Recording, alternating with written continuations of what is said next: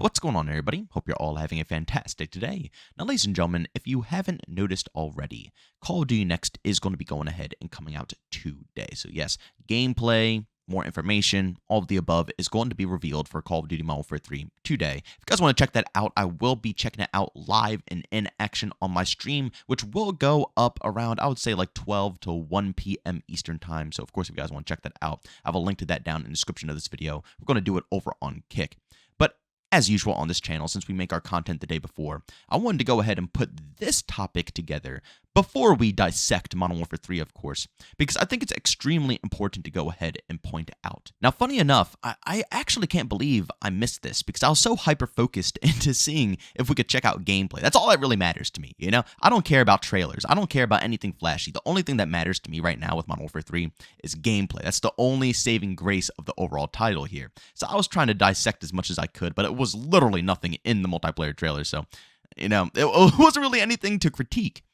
But I watched a video from Nero Cinema, and he put together a really good, obviously, overview discussing all the fine details of the trailer. But during his overview, he had a very tiny segment where he pointed something out that I think is extraordinarily crucial to go ahead and dissect because, again, I didn't even notice until Nero Cinema, put his 2 cents in on this topic. But now that he has said it, it is blatant as day that indeed Activision is trying to screw over the whole community, and Modern Warfare 3, in my opinion, again, Nero Cinema never said any of this stuff, of course. He just pointed out, that it might be something. But in my opinion, after seeing what I'm seeing, it looks like, honestly, Modern Warfare 3 is indeed just simply DLC. If you look extremely closely into this trailer, you will indeed notice a lot of fancy skins. Now, of course, yeah, some of these skins might be things that you can obtain in the game, but I highly doubt the mass majority are.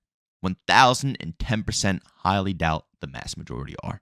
I guarantee almost every flashy skin that you see within this trailer is either going to be A, in the store, or B, in the Battle Pass. And it doesn't matter if it's in the Battle Pass or in the store. At the end of the day, you're still going to have to go ahead and purchase these skins. And yeah, you can save up your points from the Battle Pass and then go ahead and, recycle them to get every other Battle Pass in the game. Or not every other, every single Battle Pass in the game. But still, it's extra paid content. It's microtransactions that they are advertising in an official game launch trailer. I can't believe it that Activision has the balls to go ahead and do something like this. And once again, the community is eating it up. They're defending them over something of this sort. Again, I'm not even coming at Sledgehammer. I already made my video the other day saying that I already feel bad for them because they could do everything correct in the world. They could make this game the best thing ever gameplay-wise, but it will, and I promise you this, it will be held back by Activision. And this right here is proof enough, in my opinion. The fact that they really went ahead and are showcasing purchasable skins already. And again, it's not confirmed, but seriously, you think that they're going to put this stuff in the game for free? Really? Come on now. Throughout all the Call of Duty experiences I have played, we get cool stuff. Don't get me wrong. Like in Modern Warfare 2, for example, there's a lot of camos for your weapons. Don't get me wrong. There's a lot of stuff. But anything of this caliber, anything that takes extra effort to put together, you best believe they're charging money for it. All day, every day. They never miss a beat. And I could be completely wrong here. And again, I really want to, make sure I say this because I don't want anybody, thinking that I am saying all this because of Nero Cinema, because he's not blatantly, calling out Activision for this. He's not saying anything bad. He was just, expressing his concerns that this might be a possibility. But with Activision's track record, I can't express my concern about it. I just got to be straight up 100% with you guys that this is probably just simply the way that it's going to be. I don't see any other way around it. And if they prove me wrong, then guess what? They prove me wrong. But with what they have shown me in the past, there is absolutely no reason to look at this and think that it's going to be earnable content, right? It just shocks me because here we are with a game that's being charged $70. And instead of going ahead and, just simply advertising the game, they're already advertising the skins in the title. I've said this in another video before where Call of Duty is basically just a big advertisement. They don't advertise games anymore. They just advertise what they could sell in the game, right? And now here we are, and they're doing exactly that. They're advertising what they could sell in the game in the multiplayer trailer. Every last bit of marketing that has been presented to us for this game has been all to advertise what they can sell, and it's just disgusting. And the craziest part about it is that when I look at this trailer too, this is a little off topic here, but it kind of summarizes everything up and ties it all together. When I look at this trailer, you can correct me if I'm wrong. I will admit that the graphics do look much better than what we've had before. I gotta be honest, it does look good, especially the remastered 2009 maps. Looks clean. But if you did not put the Modern Warfare 3 name on this game, I would 1010% think that this is either DLC for Modern Warfare 2 2022 or Modern Warfare 2019. 1010. There's absolutely no way I would be able to differentiate that this is a different title. It looks like a DLC, trailer, does it not? They're playing classic, Eminem from the Modern Warfare 2 2009 trailer, the same exact soundtrack. They're showcasing all of the Modern Warfare 2 maps, just like they did back in the day, especially Favela in the beginning. They really hyper-focused on the Favela cuts to make it almost seem like it was Modern Warfare 2 2009.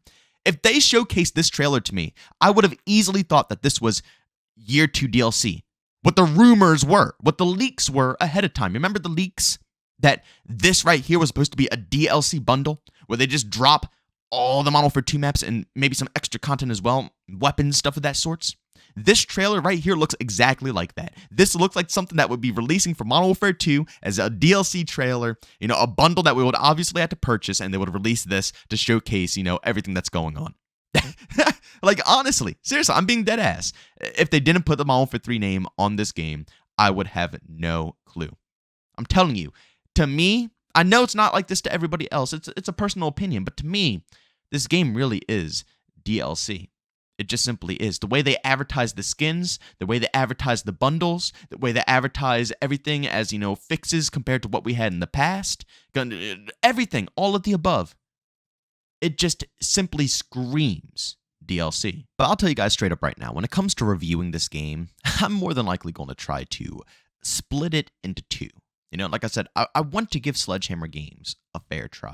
If they want to communicate with us, if they want to keep us in the loop, if they want to do good things for the community, I'm going to give them respect for that. Always at the end of the day, because that is something the community has been asking for a very long time now.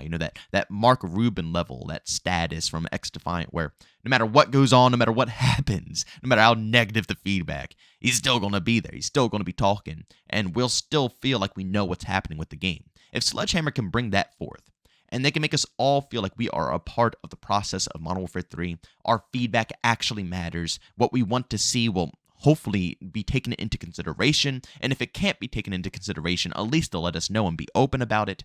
As long as these things are followed, along with the gameplay actually being good, of course, that's the most crucial part. I mean, communication is communication. But if the game sucks, if the gameplay is horrible, it doesn't matter at the end of the day. But as long as these things line up, again, I'm going to review this game separately. Because if I were to go ahead and review this game combined, it would, not it, but Sledgehammer would get destroyed. Because every last bit of my critique would be going straight towards Sledgehammer. As you can see right here, I'm outraged at all this stuff that's going on here, but is this Sledgehammer's fault? No. This is all done because of Activision. They want this to be the direction of COD.